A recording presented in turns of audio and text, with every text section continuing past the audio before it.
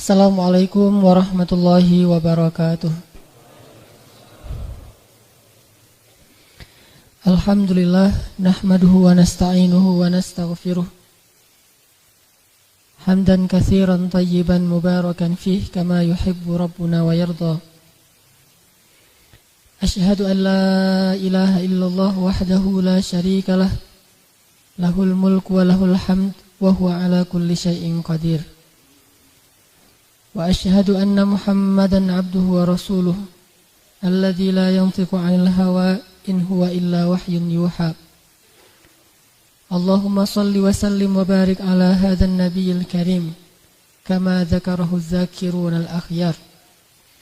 Wa salli wa sallim wa barik alaihi makhtalafa al-lail wan nahar. Wa salli wa sallim wa barik ala sayyidina wa habibina wa maulana Muhammadin wa ala al-muhajirina wal ansar. Wa ba'd.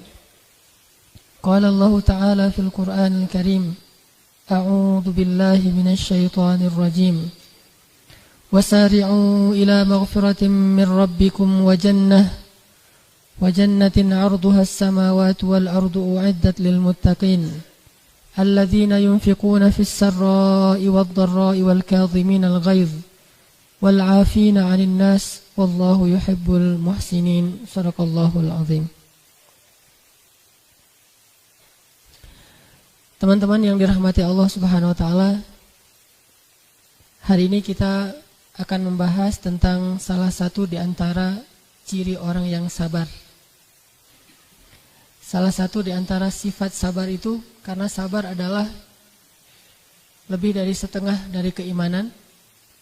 Kalau para ulama menyebutkan hadis ada 60-an cabang iman, hampir seluruh cabang iman itu diraih dengan kesabaran. Hampir seluruh cabang iman itu, atau bahkan seluruh cabang iman itu diraih dengan kesabaran. Dan orang yang beriman itu ciri khas yang paling melekat di dalam dirinya itu adalah sabar. Tidak mungkin seseorang disebut beriman kalau dia tidak memiliki sifat sabar. Dan sifat sabar yang paling jelas dan paling tampak itu ada pada diri orang yang beriman. Sehingga kalau kita membaca ayat-ayat tentang bagaimana Allah menguji seseorang keimanannya benar atau tidak, selalu ayatnya itu tentang bagaimana Allah menguji kesabarannya. Allah kalau pengen lihat orang itu imannya benar apa enggak, maka Allah akan melihat kesabarannya. Bukan dilihat ibadahnya, bukan dilihat lisannya, bukan dilihat penampilannya, hartanya, amal.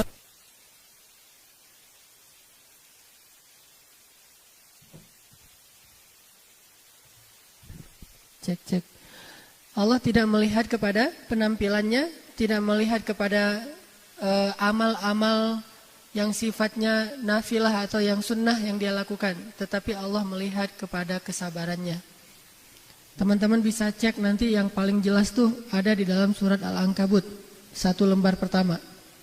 Itu jelas banget.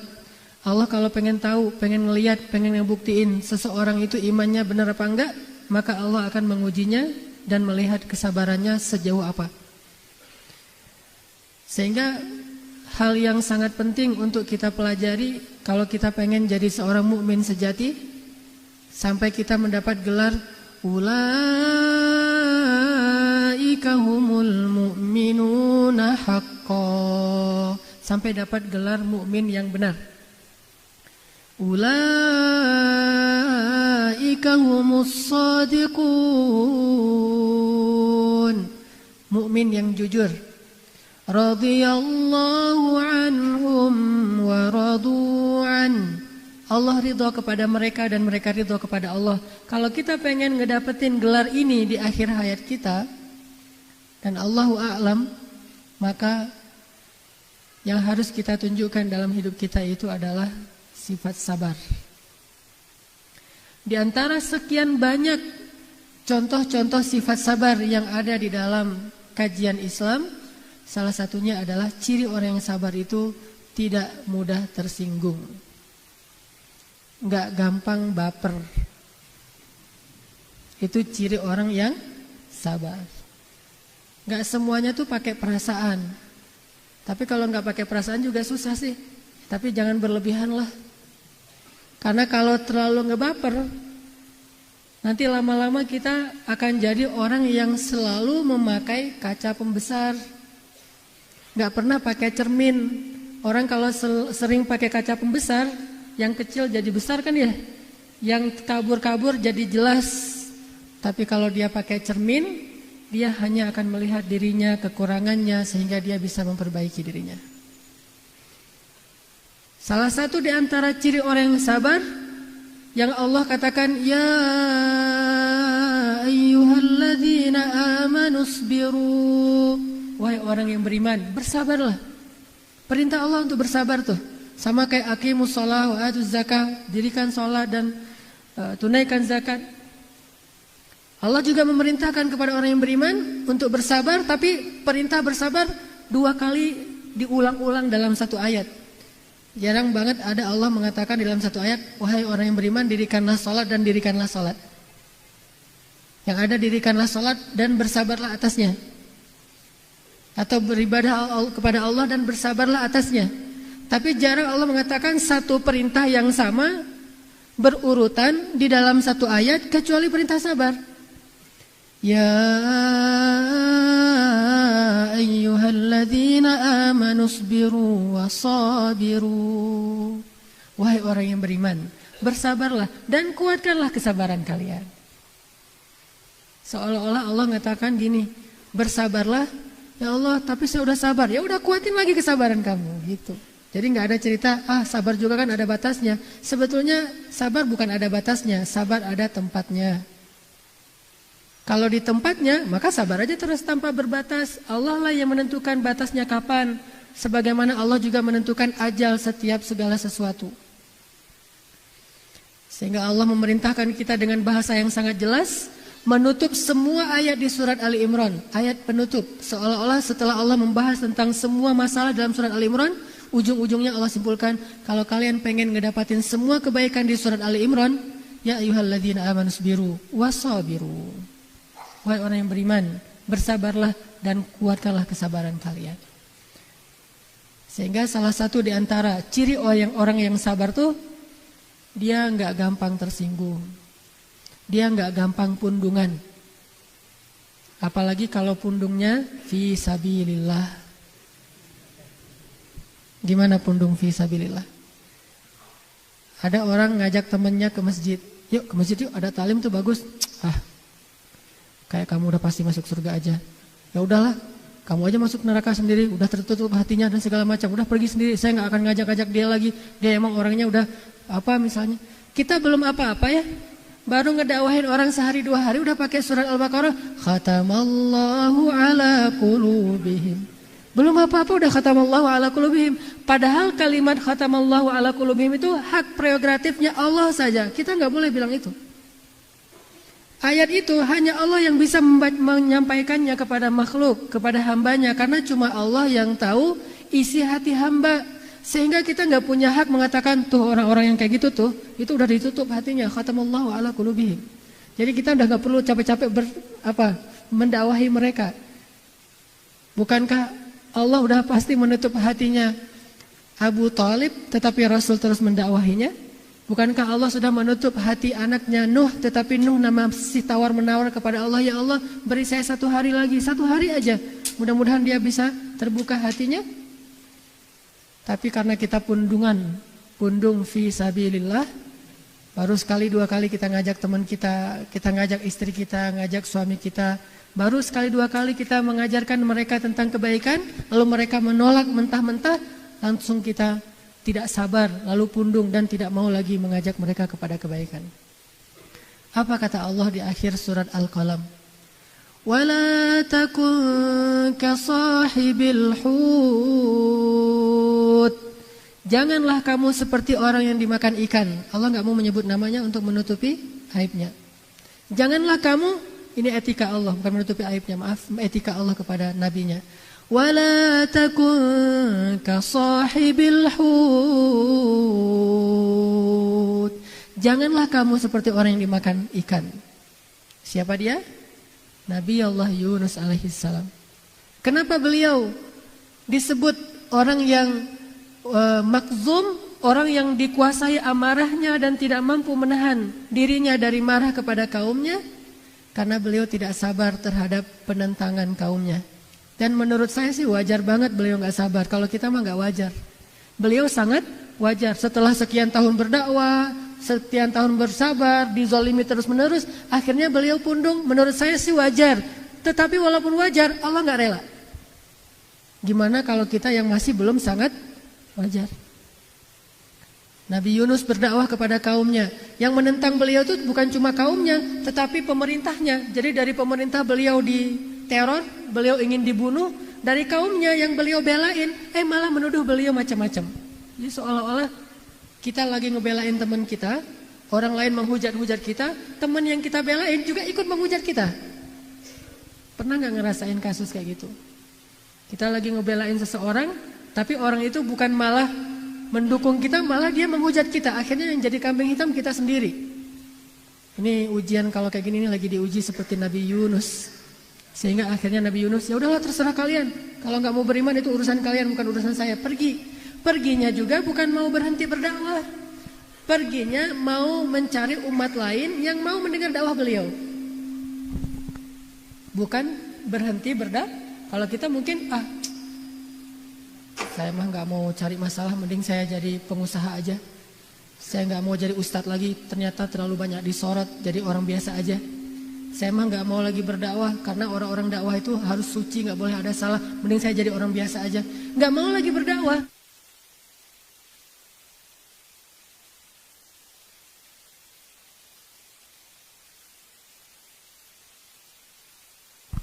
Sabar ya.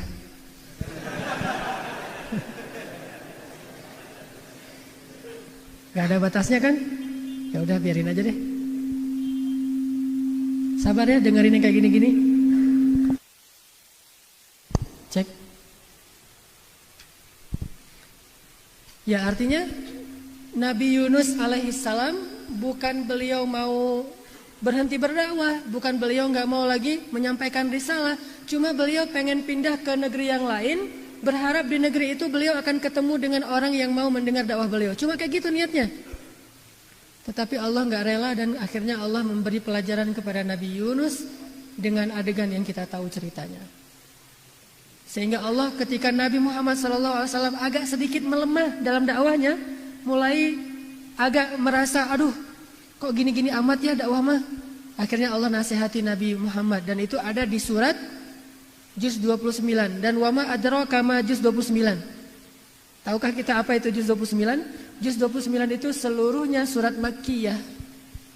Dari Al-Mulk sampai akhir Juz 29 itu surat Makkiyah dan Juz 28 itu semuanya surat Madaniyah. Artinya apa? Juz 29 ini setiap suratnya turunnya di Mekah.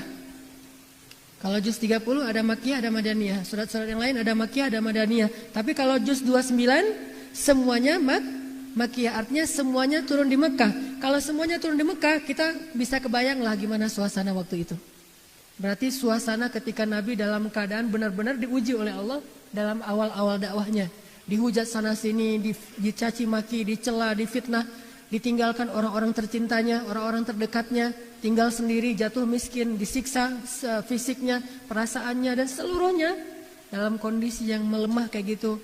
Allah menasihati Nabi Muhammad dengan kalimat wasbir, bersabarlah terhadap ketetapan Tuhanmu dan janganlah kamu seperti orang yang dimakan ikan. Coba teman-teman buka deh surat Al-Qalam surat 68 biar kita tilawah dulu. Buka surat Al-Qalam surat 68.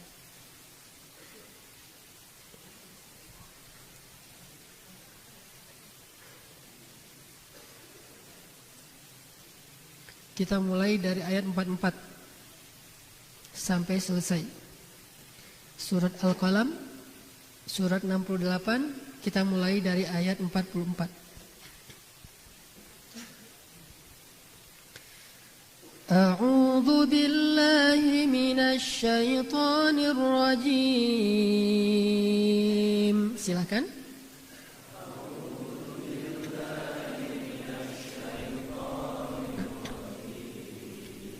Kita baca yang serentak ya. Setelah saya baca, teman-teman ikutin dan suarakan ini sebagai syiar kita, gemakan Masjid Istiqomah dan Kota Bandung ini dengan suara-suara anak muda.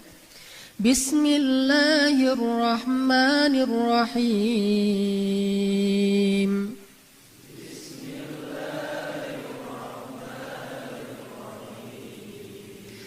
فذرني ومن يكذب بهذا الحديث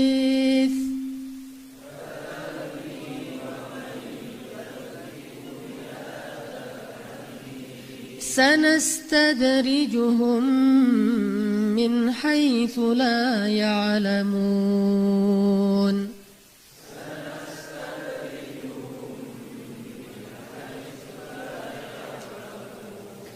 وأملي لهم إن كيدي متين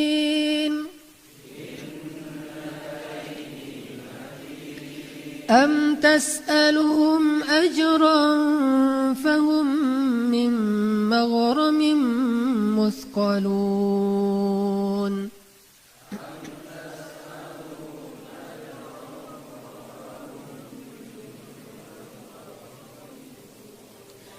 أم عندهم الغيب فهم يكتبون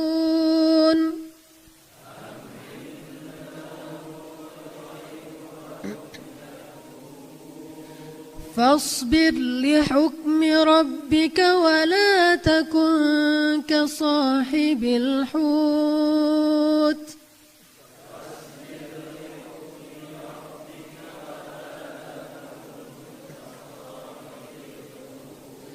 ولا تكن كصاحب الحوت إذ نادى وهو مكظوم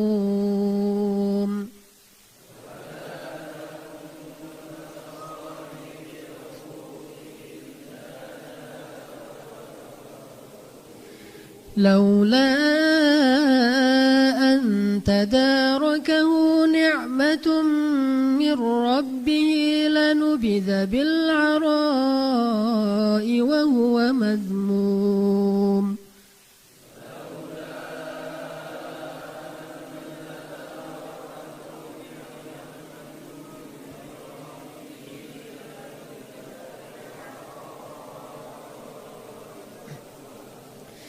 فاجتباه ربه فجعله من الصالحين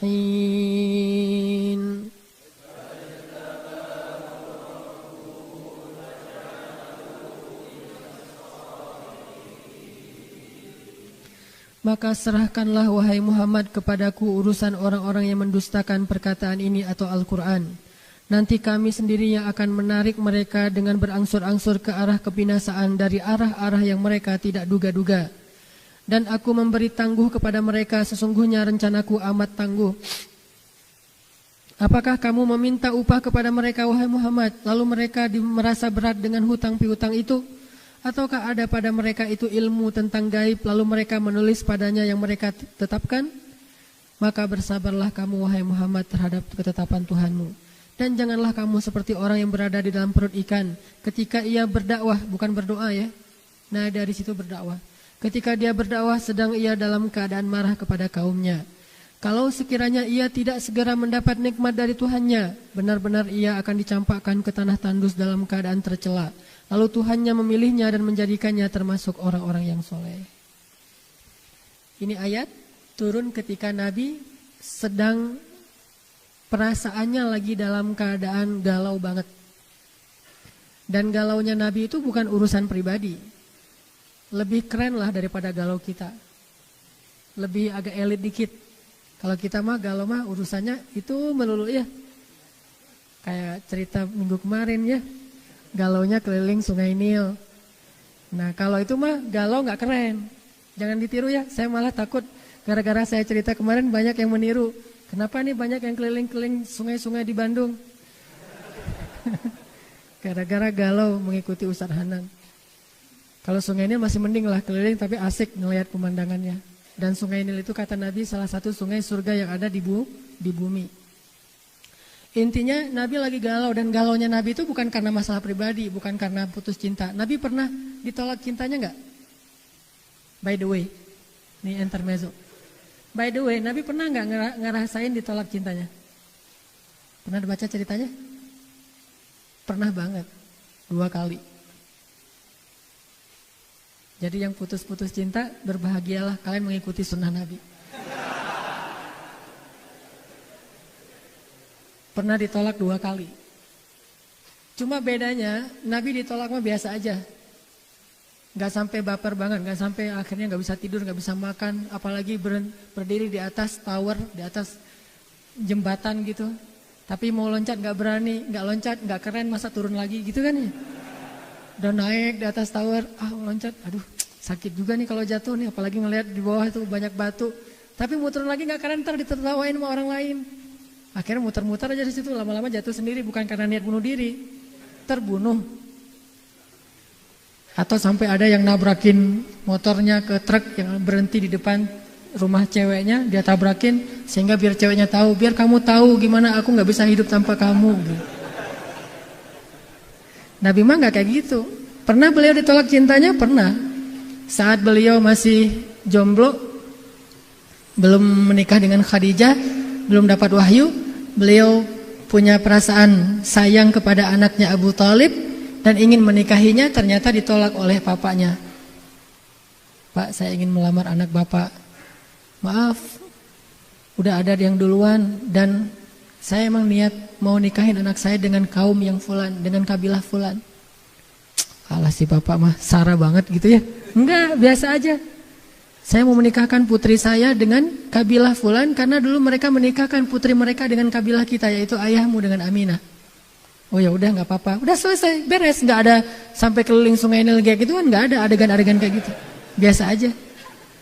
Ternyata dapat yang lebih baik, yaitu Khadijah. Khadijah wafat, datang lagi ke situ.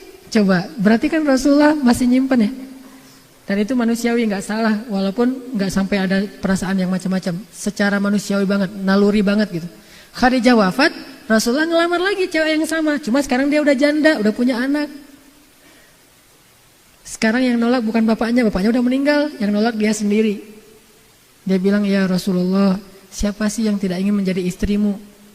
Tetapi saya bingung, saya punya banyak anak.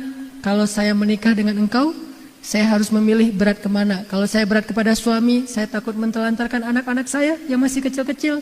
Kalau saya berat ke anak, saya takut zalim kepada hak suami saya. Daripada saya jadi orang zalim, maka ya Rasulullah maaf, saya gak bisa terima. 2 kali loh, cewek yang sama, bayangin. Tapi apa baper? Biasa aja. Makanya orang yang sabar tuh kayak gitu tuh. Orang yang tangguh tuh kayak gitu. Laki-laki yang tangguh tuh jangan lihat saya. Saya emang nggak tangguh kemarin tuh. Sekarang insya Allah udah tangguh. Jadi yang tangguh tuh kayak gitu. Ada masalah cinta mah bukan segalanya dalam hidup lah. Walaupun dia adalah salah satu di antara zinatul hayah, perhiasan hidup ya. Bahkan kata Nabi, kehidupan dunia ini adalah kesenangan, dan sebaik-baik kesenangan itu adalah istri yang soleha, artinya dengan perasaan.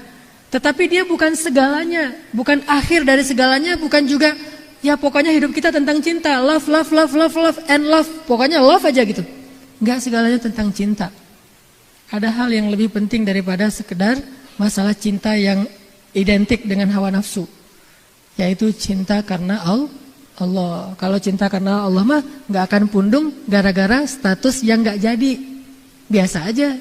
Tapi kalau cinta karena hawa nafsu, statusnya nggak diokein, nggak dijadiin, nggak disahkan, maka dia pun menjadi pundung fi sabilil hub, di jalan cinta.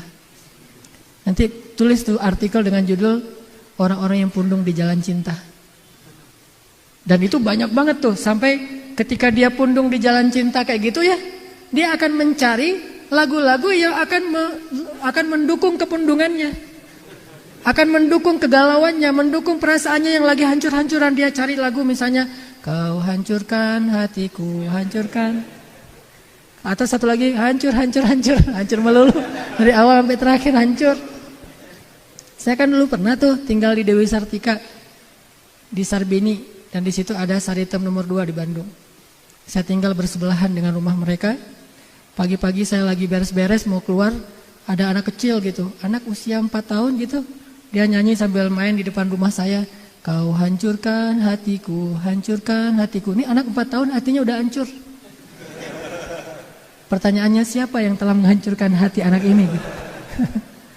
Yang satu lagi yang cewek, panggil aku si Jablay. Anak usia 5 tahun cewek udah jadi Jablay. Ini masa-masa kejayaan orang Indonesia ya. Luar biasa, anak kecil lagunya. Kalau dulu saya masih kecil mah lagunya Si Komo Lewat, yang gitu-gitu, lagu gak jelas gitu, lagu anak-anak banget. Kalau sekarang udah dewasa, sehingga lebih gampang lagi dia pun pundung. Makanya kalau kita mau sabar tuh, ketika kita dalam keadaan kayak gitu, galau kebawa perasaan kita karena ucapan-ucapan yang membuat kita tersinggung, atau ucapan-ucapan yang membuat kita gak nyaman hatinya, biar gak gampang pundung. Jangan lagi mendukung rasa resah kita itu dengan syair-syair jahiliyah. Saya tidak ngomong musiknya, saya ngomong liriknya, saya ngomong kontennya. Jangan mendukung lagi kegalauan kita dengan syair-syair jahiliyah. Apa itu syair-syair jahiliyah? Di masa Rasul dulu ada syair-syair yang dibuat dan dibacakan untuk menambah kegalauan dan menikmati suasana galau. Syair jahiliyah itu macam-macam. Ada syair tentang perang. Dia biasanya tentang rasial. Orang yang anti kepada kabilah yang lain, kabilah kami lebih hebat, itu ada, namanya syair jahiliyah. Kita bisa belajar itu dalam Fakultas Sastra di Universitas Al-Azhar. Tapi itu bisa jadi bahan dakwah juga. Ada syair jahiliyah yang menceritakan tentang nenek moyang, menggembanggakan kaumnya. Ada syair jahiliyah yang menceritakan tentang dosa-dosa, indahnya berbuat dosa ini, dosa itu. Kalau sekarang cinta semalam, cinta terlarang, segala macam. Ini syair jahiliyah. Ada lagi syair jahiliyah yang bahasanya menceritakan tentang tubuh perempuan. Sehingga orang ketika membacakan syair-syair itu menjadi semangat. Sambil minum khamar, dia mendengar syair-syair tentang tubuh perempuan dibacakan, sehingga dia menjadi semangat untuk melakukan dosa besar. Ada juga syair-syair jahiliyah yang menceritakan tentang cinta perempuan yang diputuskan segala macam. Nah, ini semuanya adalah syair-syair jahiliyah. Cek.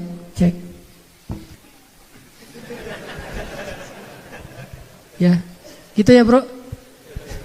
Jadi syair jahiliyah itu adalah syair-syair yang menceritakan hal-hal yang menambah kegalauan di dalam hati. Sehingga orang yang sering mendengar dan menikmati syair ini, hatinya itu menjadi lemah. Dan kita jarang mendengar ada cerita di antara sahabat bunuh diri, enggak pernah malah, bukan jarang, bunuh diri gara-gara cinta tuh enggak pernah. Atau jadi anjlok prestasinya, jadi enggak bisa ngafal Quran gara-gara diputusin cewek. Itu kayaknya enggak ada ceritanya di antara sahabatnya. Ada gitu, mana Abu Hurairah kok nggak masuk sekolah hari ini ngafal hadis? Ya Rasul, dia mah lagi galau sekarang. Kenapa? Soalnya nggak ada tuh Abu Hurairah cerita kayak gitu. Siapa dulu yang ditolak melulu sama cewek? Berinisial J, siapa? Julaibib, datang tolak. Mungkin ratusan kali lah ditolak sama cewek. Tapi dia nggak pernah. Gara-gara itu kemudian menjadi malas ke masjid, malas beribadah. Saya mah pundung dari amal soleh, gara-gara saya udah soleh tetap ditolak juga. Dulu saya nggak soleh ditolak, sekarang udah soleh tetap ditolak. Terus apa untungnya soleh saya? Ternyata soleh nggak membuat saya diterima oleh cewek-cewek. Memangnya soleh buat diterima? Atau mungkin bisa saja Allah menyediakan yang lebih baik. Intinya jangan mendukung kegalauan kita dengan syair-syair seperti ini. Pasti nggak enak banget loh. Kalau lagi galau dengerin lagu kayak gitu pasti nggak enak banget. Lagi galau dengernya lagu-lagu, enaknya lagu apa ya kalau lagi galau? Apa, punk rock gitu, biar sekalian gini. Kalau saya lagi galau, misalnya lagi galau banget, dengerin ceramah-ceramah dari ustadz-ustadz yang dari Yaman. Itu kayaknya pengobat galau banget tuh. Kalau lagi pengen semangat, dengerin ceramah dari ustadz-ustadz dari Mesir. Kalau lagi pengen solidaritas, dengerin ceramah-ceramah ustadz dari Syam. Kalau pengen belajar fikih, dengerin ceramah-ceramah ustadz dari Madinah dan Makkah.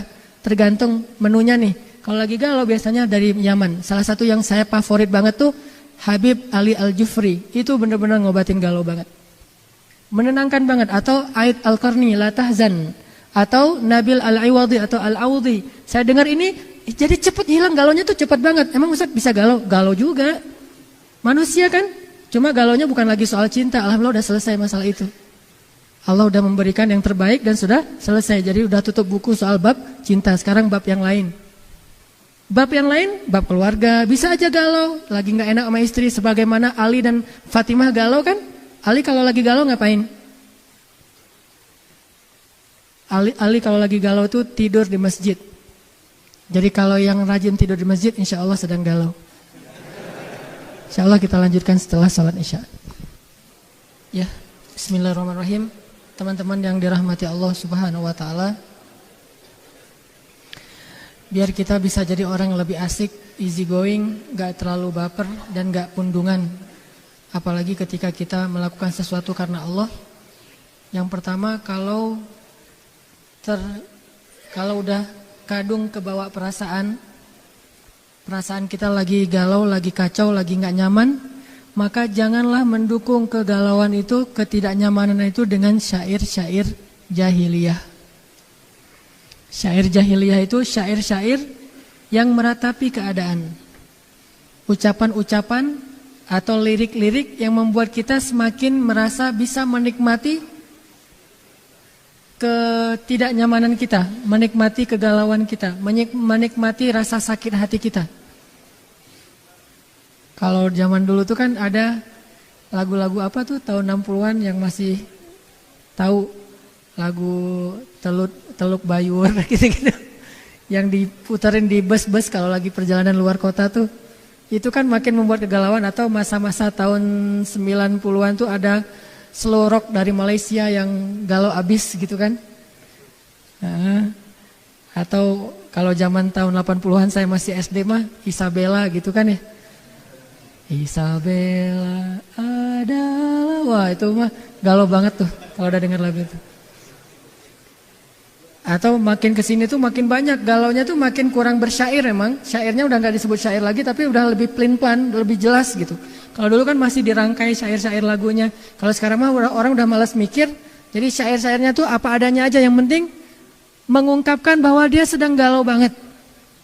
Apalagi lagu-lagu sekarang tuh saya udah gak terlalu banyak hafal. Kalau saya hafalnya udah banyak yang versi-versi Arabnya.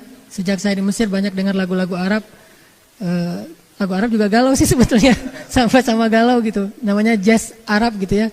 Jadi sama aja. Kalau kita sering dengar lagu kayak gini dalam keadaan galau, itu makin galau. Bahkan dengerin lagu kayak gini gak galau aja bikin galau sebetulnya. Kita lagi biasa-biasa aja sih, gak ada masalah gitu. Tapi pas dengar lagu itu, kok hari ini saya jadi gak enak gini ya. Karena kebawa gitu. Liriknya bukan musiknya. Kalau musiknya instrumen segala macam atau lagu-lagu yang sifatnya membangun, yang sekedar hiburan, maka itu gak masalah. Bahkan para sahabat juga bernyanyi sebetulnya. Dan bahkan Ali pernah bernyanyi di dalam masjid. Bernyanyi di dalam masjid. Di masa Abu Bakar As-Siddiq. Rasulullah udah wafat. Ali duduk dalam masjid, bernyanyi, bersenandung gitu. Tapi gak pakai alat musik, hanya dengan akapela gitu. Tiba-tiba seorang sahabat menegur, "Ya Ali, kenapa kamu bernyanyi? Ini kan rumah Allah dalam masjid." Apa kata Ali? "Sesungguhnya saya melakukan hal yang sama di masa Rasul dan Rasulullah membiarkan." Artinya boleh, cuma nggak boleh jadikan tempat nyanyi. Cuma kalau bernyanyi sesekali kayak ngegumang gitu, kecil-kecil sendiri gitu nggak masalah. Sampai sahabat itu kalau dalam berjihad, menggali parit khandak itu nyanyi kan? Yang salah satu yang ngebangkitin semangat mereka apa? Dengan syair-syair yang membangun semangat. La in qa'adna wa nabiyyu ya'malu fadzaka minnal 'amalul mudallalu la 'isha illa 'ishal akhirah Allahumma arham ansara wal muhajirah. Dinyanyiin rame-rame sambil ngangkat batu menggali parit khandak. La in qa'adna wa nabiyyu ya'malu. Artinya apa? Kalau kita duduk-duduk aja, Nabi sendiri bekerja. Fadzaka minnal amalul mudallalu. Kalau gitu kita malu-maluin diri kita sendiri. La 'isha illa 'ishal akhirah. Gak ada kebahagiaan kecuali di akhirat. Allahumma arham ansara wal muhajirah. Ya Allah, rahmati orang Ansar dan Muhajirin. Diulang terus, semangat kerjanya, gak kaku. Artinya mereka menyemangati diri mereka ketika lelah, Satu dengan sholat, ketika Nabi bilang kepada Bilal, arihna bis sholah ya Bilal, istirahatkan kami dengan sholat ya Bilal. Tapi jangan berhenti di situ. Banyak orang kalau ngebahas cuma segitu doang. Jadi taat doang tapi nggak asik. Bacalah cerita tentang menggali parit khandak itu yang utuh. Sehingga nanti ada adegan menggali parit khandak, ada adegan orang ngangkat batu nggak kuat akhirnya ketimpa batu itu sendiri. Ada yang nggak punya alat untuk ngangkat batu yang kecil-kecil, akhirnya dia pakai jubahnya. Ada yang adegan sholatnya yang mengistirahatkan mereka. Tapi juga ada adegan hiburan. Salah satu di antara mereka punya inisiatif buat syair spontan, kan orang Arab mah bisa spontanitas buat syair kayak orang berpantun gitu. Jadikan irama musik, kemudian dinyanyikan yang lain rame-rame, semuanya pada tersenyum, semangat lagi bekerja. Jadi bisa, musik itu bisa membuat kita lebih kuat dari kegalauan, tapi pilih yang benar-benar bisa membangkitkan semangat kita dalam kebaikan. Kayak misalnya kalau pengen jadi orang yang istiqomah, ghuraba, ghuraba, ghuraba, ghuraba. Itu lagu yang kalau bagi saya tuh, buat saya kalau lagi merasa sendiri, jadi semangat lagi gitu. Yang dulu kita pas teman-teman yang pernah ikut hiking bareng dulu ke Ciwidey, pas kita naik dan turun, siapa vokalisnya dulu? Mana vokalisnya? Oh ini dia nih.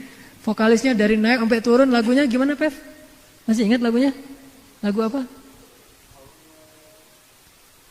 Allahu ghayatuna, Allah tujuan kami. Itu dari naik sampai turun tuh lagi sampai kita bareng-bareng nyanyi. Hal-hal yang kayak gini nih nyanyian, musik, bahkan pakai alat pengeras suara gitu. Dan ini semuanya sesuatu yang bisa meredam rasa galau kita. Sehingga sahabat itu ketika mereka lagi dalam keadaan tegang, mereka bernyanyi. Ketika mereka dalam perjalanan ke perang Khaybar itu perang yang termasuk salah satu perang yang sulit banget, mereka bernyanyi. Tapi lagu-lagu yang dipilih itu membangkitkan semangat. Kalau orang Hamas di Palestina, gimana lagunya? Hey hey hey hey hey hey hey hey. Kan lagunya tuh lagu perang gitu ya, lagu semangat gitu. Kita juga di Indonesia bisa gitu, tapi dibentuk dalam akustik misalnya. Intinya jangan menambah kegalauan kita dengan syair-syair jahiliyah, tapi kuatkan hati kita dengan syair-syair terbaik. Yang pertama Al-Quran, yang kedua nasihat, yang ketiga tak apalah kalau kita sesekali mendengar musik atau irama-irama lagu yang membangkitkan semangat. Jangan menyerah atau lagu apa.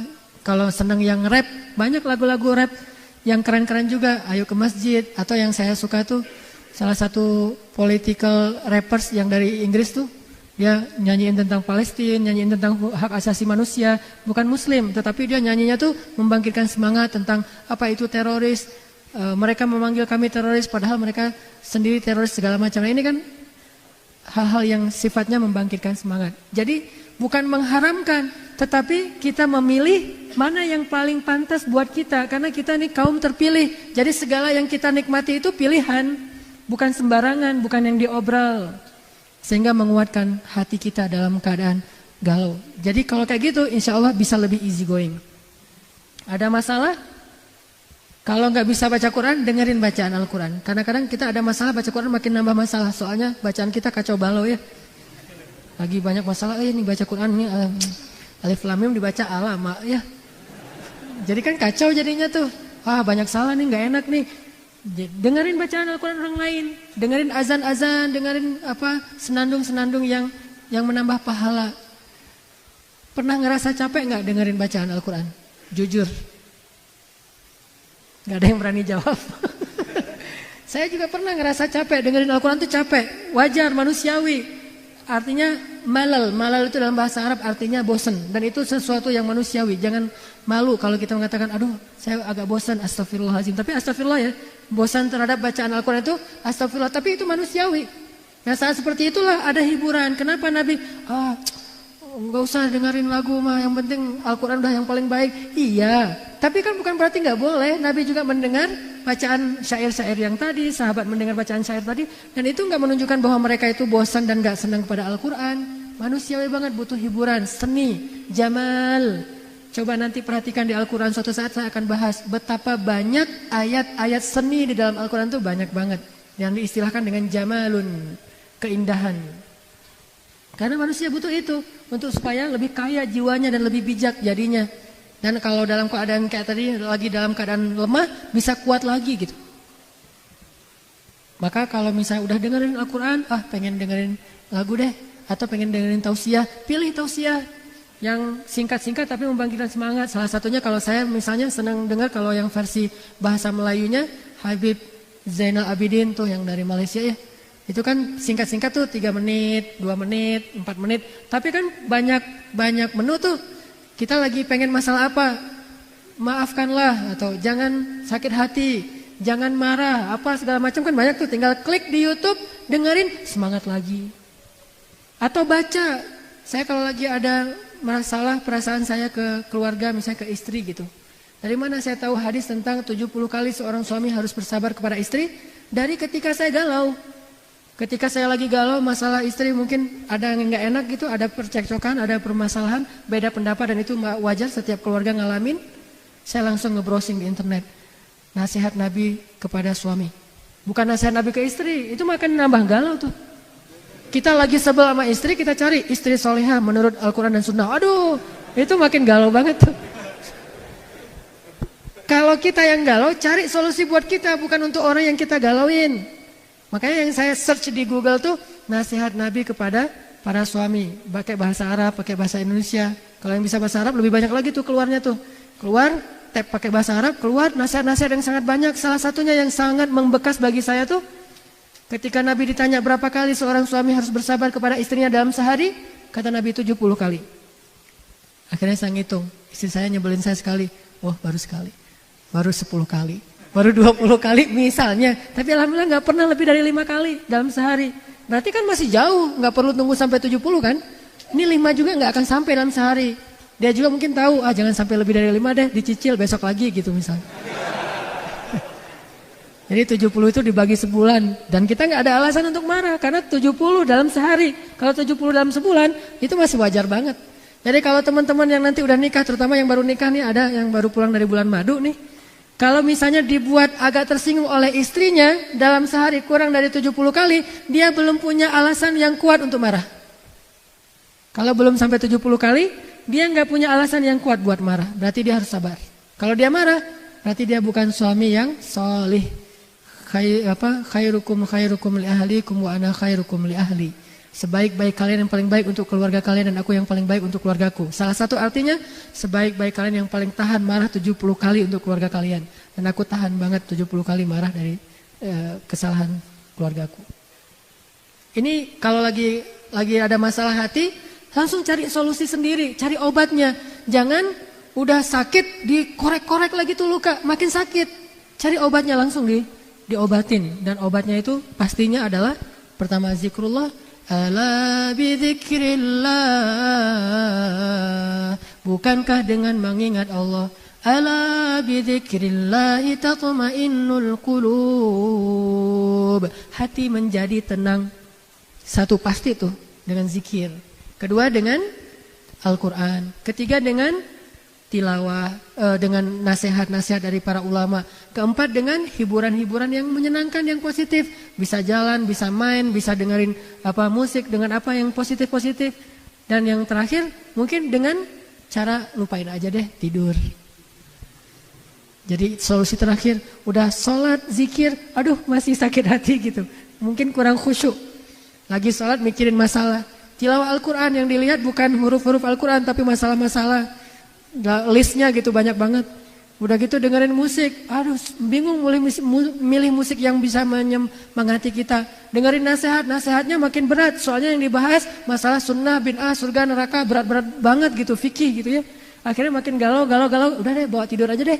Tidur, melupakan masalah sejenak. Bangun dari tidur nanti tiba-tiba udah 309 tahun.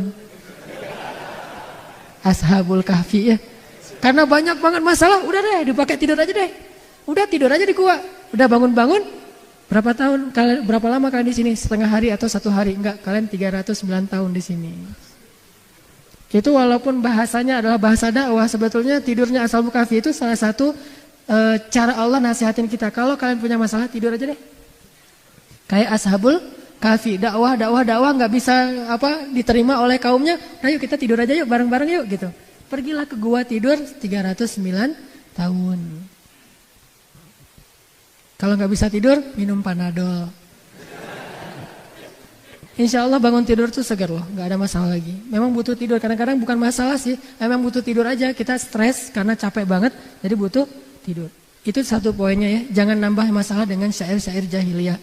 Yang kedua, kalau kita pengen lebih easy going dengan perasaan kita ketika ada masalah dari luar, jangan dibesar-besarkan. Ada istilah Arab, syair Arab mengatakan kalau terjemahannya gini. Tutupilah luka itu sebesar lukanya. Jangan sampai lukanya dikit di ujung jari, tapi perbannya itu sampai ke sini. Wah, kayak orang lagi patah gitu. Terus kemana-mana tuh bawa, wah saya mah sakitnya parah banget nih, nggak bisa digerakin tangannya. Padahal lukanya doang sekecil semut di ujung jari, lukanya kecil banget. Tapi yang ditutup misalnya ketusuk duri gitu ya, bukan segitu doang yang di plester gitu. Tapi wah semuanya sampai ke sini nih. Sehingga dia jalan juga kayak gini, merasa bahwa dia yang paling berat lukanya di muka bumi. Ini berarti orang yang membesar-besarkan masalah. Udah segitu doang. Kata para ulama, tutupilah jarhah, tutupilah luka itu sebesar ukuran luka itu. Jangan dilebih-lebihkan. Udah segitu aja. Kalau bahasa yang tadi saya pakai, analoginya jangan pakai kaca pembesar. Makin jelas, makin besar tuh. Padahal kecil aslinya. Kayak setitik debu kalau dipakein kaca pembesar, jadi batu kan, yang dari jauh tuh nggak terlalu kelihatan, jadi jelas banget. Itu kalau pakai kaca pembesar. Makanya biar lebih easy going, lihatlah masalah seukuran masalah. Kalau satu kata cukup satu kata, jangan dirapel dengan semuanya yang selama ini kita dengerin. Tuh kan benar, memang selama ini dia disebutin semuanya, diakumulasi. Berarti kita memperbesar masalah. Setiap ada masalah, udah segitu aja. Jangan ditambah dengan yang kemarin. Yang kemarin lagi, yang setahun yang lalu, 2 tahun yang lalu, yang seumur hidup diakumulasi jadi satu, triggernya kecil tapi meledaknya tuh luar biasa. Kenapa? Karena kita tidak proporsional dalam menyikapi masalah. Ada teman kita yang salah ngomong, udah yang itu doang tuh. Sehingga lebih mudah untuk memaafkannya, lebih mudah untuk melupakannya ketimbang dia salah ngomong sekali, kita ingat beberapa kali yang lalu. Dia juga pernah dulu, yang lain-lain semuanya dirapel, akan susah sekali kalau kayak gitu. Maka lihatlah masalah seukuran masalah. Jangan dilebih-lebihkan. Jangan hiperbola, jangan lebay. Mungkin poin kedua itu artinya jangan lebay. Ini poin kedua. Dan yang terakhir, yang ketiga, biar kita lebih easy going dari ucapan orang, dari sikap orang lain. Cobalah belajar, ajari telinga kita untuk ikhlas. Ajari telinga kita untuk ikhlas. Apa maksud telinga kita untuk ikhlas? Maksudnya telinga kita ini belajar mendengar sesuatu itu karena Allah, bukan karena kita, bukan karena orang lain. Kalau karena kita hanya mau mendengar sesuatu yang menyenangkan hati kita. Kalau karena orang lain, kita mendengar orang-orang yang menurut kita respect, menurut kita orangnya keren. Kalau misalnya orangnya kita sebel, kita nggak mau dengar. Tapi dengarlah karena Allah. Kalau karena Allah, asalkan itu kebaikan dan kebenaran, kita terima dari siapapun, dari musuh sekalipun. Apa kata Nabi? Terimalah kebaikan walaupun keluarnya dari mulut seorang budak Habasyah. Artinya bukan karena siapa yang ngomong, bukan seperti apa ucapannya, tetapi intinya adalah kebaikan, dengarkan saja. Dan itu bukan mengkritik kita, itu justru sesuatu yang baik buat kita. Nahnu ahaqqu bihadza. Kaum muslimin lebih berhak menerima kebaikan ini daripada orang lain. Sehingga terima kebaikan itu dari siapapun. Enggak boleh sombong. Jangan sampai kita mengingkari kebenaran dan kebaikan hanya gara-gara kebenaran dan kebaikan itu keluar dari orang yang menurut kita lebih rendah daripada kita. Jangan sampai kita menolak suatu kebaikan hanya gara-gara kebaikan itu ditampakkan oleh orang yang menurut kita nggak baik. Menurut kita nggak baik, padahal belum tentu menurut Allah kayak gitu. Jangan sampai seorang istri menolak nasihat dari suaminya yang menurut istrinya suaminya belum menjadi seorang suami yang solih. Jangan sampai seorang suami menolak kebaikan dari istrinya karena hanya berpikir istrinya belum taat kepada suaminya. Terimalah kebaikan dari siapapun, bahkan dari mulut seorang budak Habasyah atau dari musuh sekalipun. Budak Habasyah itu agamanya bukan agama Islam. Bukan agama Islam, budak pula dan bukan orang Arab. Jadi secara status sosial di masyarakat Arab itu jauh beda dengan orang Arab, Quraisy, Ahlul Bait. Tetapi tetap diterima yang namanya kebaikan dari siapapun juga. Kita belajar dari semua orang, kita menerima kritik dari semua orang, nggak ada cerita saya seorang guru maka saya nggak boleh dikritik oleh muridnya. Bahkan seorang nabi pun dikritik oleh para sahabat dan beliau nggak marah. Siapa sahabat yang pernah mengkritik nabi? Habis-habisan kritiknya. Umar masuk Islamnya belakangan lagi tuh. Kalau Abu Bakar masih mending, kalau Khadijah masih mending. Ini Umar yang masuk Islamnya tuh setelah Nabi berdoa lama baru masuk Islam. Yang di masa jahiliyahnya pernah minum khamar, dosanya macam-macam. Kritik Nabi, ya Rasulullah, keras suaranya di depan Nabi. Sampai Allah sendiri yang menurunkan ayat, ya ayyuhalladzina amanu la tarfa'u aswatakum fawqa sautin nabi. Janganlah kalian mengangkat suara kalian di hadapan Rasul melebihi suara Rasul. Tapi Rasul gak marah. Allah yang mengajari mereka etika, tetapi Rasul nggak jadi baper gara-gara itu. Kenapa? Karena kalau itu emang niatnya baik, Umar berpendapat bukan karena marah ke Rasul. Umar berpendapat walaupun dia nggak setuju dengan Rasul, itu pasti karena Allah. Umar setuju dan nggak setuju, itu karena Allah. Kenapa? Karena Umar itu zahir dan batinnya sama. Zahir dan batinnya sama. Kalau dia zahir nggak setuju karena Allah, berarti batinnya juga gitu. Nggak ada munafik dalam, nggak ada dzi wajhain. Tidak ada bermuka dua di dalam diri Umar bin Khattab. Dia orangnya terus terang gitu. Sehingga Rasulullah paham banget karakter Umar. Umar mah karena dia nggak setuju, pasti nggak setujunya karena Allah, bukan karena dia nggak enak sama saya, karena dia ada masalah sama saya, enggak. Pernah Umar dengan Abu Bakar tuh kayak gitu. Abu Bakar ngusulin sesuatu, Umar bilang, menurut saya nggak kayak gitu ya Rasul. Baper Abu Bakar, tersinggung, nggak easy going. Akhirnya Abu Bakar bilang, Umar, kamu kayaknya senang banget beda sama saya, kata Abu Bakar. Kata Umar, enggak, saya emang kayak gini pendapat saya. Tapi kamu selalu membantah saya, enggak pernah sama pendapat kita. Ramai itu di depan Rasulullah. Akhirnya turun lagi ayat, ya ayyuhalladzina amanu la tarfa'u aswatakum. Jangan lagi kalian bersuara keras di depan Nabi. Bertaubat lagi. Pernah ngalamin kayak gitu juga sahabat. Insaniyatus sahabah, sisi-sisi manusiawinya para sahabat. Tapi ketika mereka udah paham, Umar pernah dikritik lebih keras dari ini, tapi nggak sampai membawa perasaan. Ketika Umar jadi Amirul Mukminin, khalifah, presiden, bayangin yang mengkritiknya seorang mantan budak, Bilal bin Rabah. Ngebantah terus. Umar ngeluarin satu undang-undang, dibantah sama Bilal. Umar ngeluarin keputusan presiden, dibantah sama Bilal. Pokoknya Bilal ini ngebantah Umar aja terus. Sampai Umar bilang ini apa? Kata Umar, ya Allah, aku berlindung kepadamu dari Bilal. Sampai ngomong gitu, coba. Saking kerasnya bantahan Bilal kepada Umar, sampai Umar bilang, ya Allah, aku berlindung kepadamu dari Bilal. Tapi Umar gak marah sama Bilal, cuma udah gak tahan lagi gitu, saking terus menerus gitu. Dalam keadaan bertubi-tubi terus menerus, deketan lagi waktunya, terus aja Bilal ngebojokin Umar, sampai Umar terpojok banget, sampai Umar bilang, ya Allah, aku berlindung kepadamu dari Bilal. Ini artinya mereka mah orangnya easy going banget. Pernah Umar di depan para jamaah, habis sholat kan zaman dulu mah presiden, dia juga ulama, dia juga imam sholat ya.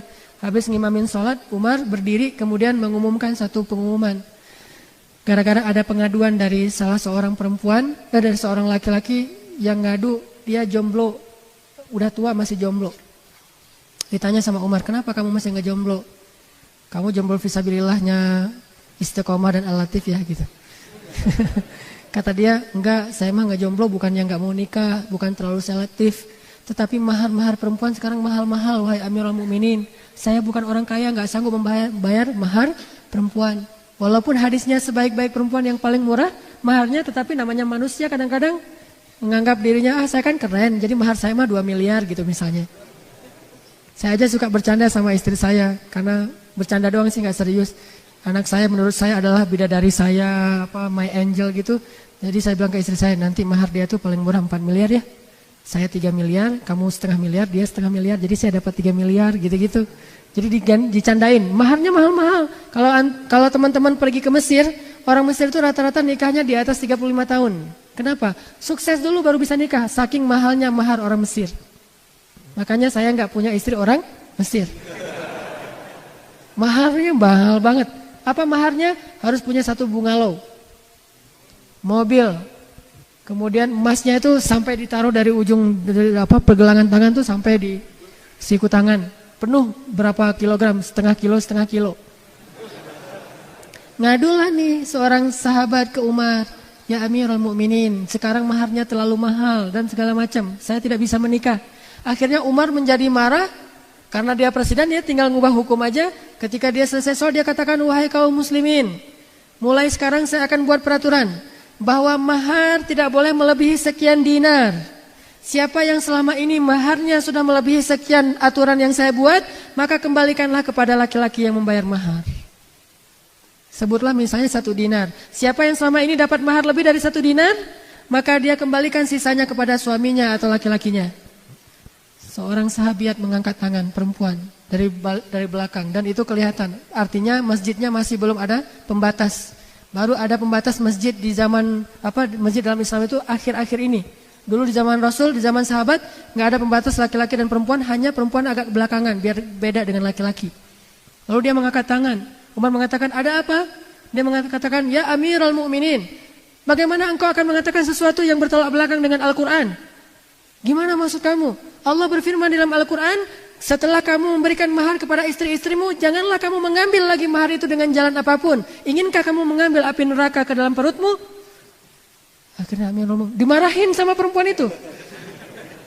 Apa kata Umar? Banyak orang yang lebih fakih daripada Umar bin Khattab. Coba, nggak baper kan? Easy going kan? Banyak orang yang lebih ngerti agama daripada saya. Ya udah, saya tarik lagi, nggak jadi peraturannya. Coba, presiden coba bisa kayak gitu. Namanya kebenaran, terima aja. Kalau emang kita salah, kenapa kita mau gaya-gayaan? Ngakuin aja kesalahan kita. Udah, akhirnya tarik lagi peraturannya, nggak jadi. Sesungguhnya siapa yang memurahkan mahar, maka itu baik. Yang sudah mahal ya udahlah gitu. Jadi kayak gitu peraturannya. Jadi nggak tegas gitu peraturannya. Awalnya tegas banget, tiba-tiba jadi toleran. Siapa yang memurahkan maharnya, maka dia itu kebaikan. Siapa yang mahal, itu mah terserah. Sampai kayak gitu. Terjadi lagi di zaman Abdullah bin Mas'ud. Mungkin sebagian ibu-ibu udah pernah dengar ceritanya. Ada seorang sahabat, saya lupa namanya. Dan kalaupun saya ingat mungkin gak perlu disebutkan juga namanya, karena ini salah satu adegan yang lucu. Ada seorang sahabat jadi kayak gubernur gitu di sebuah wilayah Islam. Namanya dulu mungkin masih sedikit ulama, jadi dia gubernur, dia ulama juga. Masyarakat minta fatwa kepada gubernur. Datang kepada gubernur, Pak, saya mau minta fatwa seorang laki-laki dengan istrinya. Fatwa apa? Gini Pak, saya itu minum susu istri saya. Kata dia, terus gimana nih status saya sebagai suami? Apakah jadi terputus sehingga saya jadi anak susu dari istri saya? Coba gitu pertanyaannya. Ini pertanyaan fikih ya, ini bukan vulgar. Emang kayak gitu ceritanya. Saya minum susu istri saya, sehingga apakah dengan demikian saya sudah menjadi anak susuan? Kalau jadi anak susuan kan berarti saya udah gak jadi suami dia lagi, jadi anak susuan. Beda statusnya gitu. Sahabat ini bingung. Akhirnya dia, oh iya, kalau gitu kamu udah jadi anak susuan dia, berarti kalian sudah cerai nih, udah gak bisa lagi. Kalian jadi ibu dan anak. Oh gitu ya? Ya gitu. Kayak seorang ustadz ditanya gak tahu dalilnya, asal jawab aja gitu. Udah ya gitu. Akhirnya karena udah dibilang kayak gitu, dia pulang dengan sedih suami istri. Ya kita mah jadi anak sama ibu ya gitu. Masih mending saya kan adik kakak, ini mah anak ibu. Statusnya lebih pahit lagi tuh, itu udah sakit banget tuh statusnya. Sakitnya tuh di mana-mana gitu. Melihat istrinya, dulu manggilnya Yayang, Bebeb apalah istilahnya ya. Sekarang manggilnya Bu, Yana gitu. Itu gak enak banget tuh, gara-gara salah fatwa. Udah difatwain gitu, akhirnya pulang sedih, udah gak bisa lagi apa-apain, bukan lagi suami istri, udah sedih banget. Tiba-tiba berita ini terdengar ke seorang sahabat di Madinah, dia ahli Al-Quran namanya Abdullah bin Mas'ud. Yang hafal 1 juz hanya dengan sekali dengar langsung hafal. Ilmunya banyak banget, Abdullah bin Mas'ud. Abdullah bin Mas'ud mendengar ini langsung mengatakan, Innalillahi wa inna ilaihi raji'un. Ini musibah, langsung dia pergi ke negeri itu, dia memperbaiki keadaan di sana. Dia langsung datang ke gubernurnya, apa yang sudah kamu fatwakan? Kata dia, emang masalahnya apa? Ada yang bertanya, katanya ibu susu dan segala macam. Ya emang kayak gitu, nah mana dalil kamu? Nggak tahu, menurut saya sih kayak gitu. Coba dimarahin sama Abdullah bin Mas'ud di depan pejabat-pejabatnya, di depan pegawainya, di depan orang banyak dimarahin terus. Kata Abdullah bin Mas'ud, sekarang kamu umumkan lagi yang sebaliknya. Kenapa? Karena Rasulullah bersabda, sesungguhnya batasan menyusui yang menjadikan dia anak susunya itu hanya 2 tahun. Di atas usia 2 tahun itu tidak jadi darah dan daging, udah minum aja sesukanya, nggak masalah gitu. Hanya di bawah 2 tahun yang berstatus jadi anak susuan. Di atas 2 tahun gak jadi anak susuan. Oh gitu, saya gak pernah dengar hadisnya. Makanya jangan berfatwa sembarangan. Wah repot kan? Diundang lagi semua masyarakatnya yang udah tahu fatwa itu, termasuk orang tadi. Wahai kaum muslimin, saya salah. Nih jiwa besar nih seorang pemimpin. Easy going, nggak baper. Wahai kaum muslimin, saya salah, maafkan saya. Sesungguhnya manusia bisa bersalah. Jadi ada reason gitu, cari justifikasi. Manusia juga bisa bersalah. Dan mulai sekarang jangan pernah lagi kalian menanyakan fatwa kepada saya. Tanyalah kepada orang ini, Abdullah ibnu Mas'ud. Tidak halal saya mengeluarkan fatwa selama orang ini masih hidup. Akhirnya orang yang tadi pegangan tangan lagi. Ya, kita jadi suami istri lagi. Jangan terlalu ngebawa perasaan. Udah kalau emang itu benar, terima aja. Akuin saja bahwa kita salah. Apa ruginya kita mengakui salah? Bukankah Allah memaafkan kesalahan? Yang rugi kalau kita nggak mengakui kesalahan, kita nggak akan pernah mengubah kesalahan kita menjadi kebaikan.